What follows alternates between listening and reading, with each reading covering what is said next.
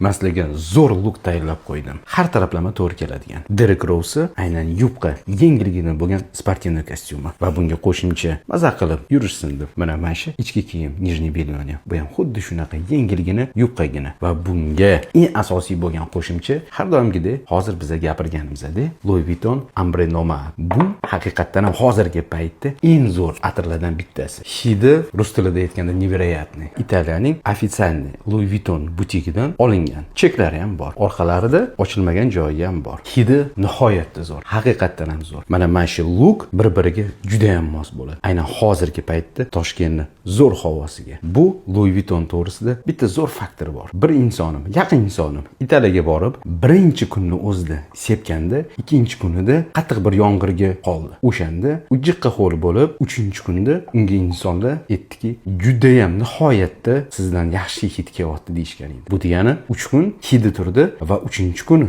yana ham boyroq hidini chiqardi. Mana shu narsani sizlarga men ulashdim. Salomat bo'linglar.